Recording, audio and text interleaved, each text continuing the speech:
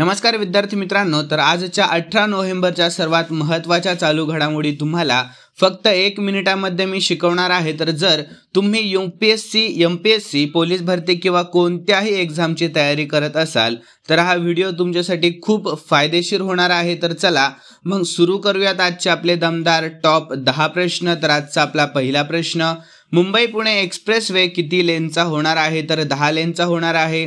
यानंतर आपल्या भारतामध्ये सर्वात जास्त काळ मुख्यमंत्रीपदी राहण्याचा विक्रम कोणाच्या नावावर आहे? तर पवन कुमार चामलिंग यांच्या नावावर आहे। यानंतर आपल्या महाराष्ट्र सरकारने मुंबईतील झोपडपट्टी क्लस्टरच्या पुनर्विकासाला गती देण्यासाठी कोणती नवीन योजना सुरू केली आहे? तर झोपडपट्टी समूह पुनर्विकास योजना। यानंतर एसबीआय कोणती सेवा 1 डिसेंबर पासून बंद करत आहे? तर यम कॅश सेवा। यानंतर न्यू मंगळूर पोर्टच्या आधुनिकीकरणासाठी किती रक्कम मंजूर झालेली आहे? तर 1500 कोटी रुपयांची।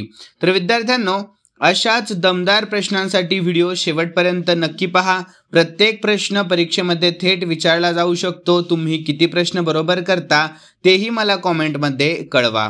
यानंतर पुढील प्रश्न, तर पंजाब हे राज्यभर भारत नेट योजना लागू करणारे पहिले राज्य बनले आहे। तर ही योजना कोणत्या क्षेत्राशी संबंधित आहे? तर ब्रॉडबँड कनेक्टिव्हिटी या क्षेत्राशी।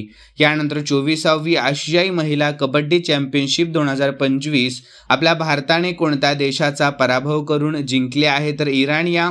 यानंतर 44वा भारत आंतरराष्ट्रीय व्यापार मेळा कोणत्या शहरामध्ये आयोजित होत आहे? तर नवी दिल्लीमध्ये। यानंतर तिसरा भारतीय सैन्य वारसा महोत्सव कोठे आयोजित झाला आहे? तर नवी दिल्लीमध्ये।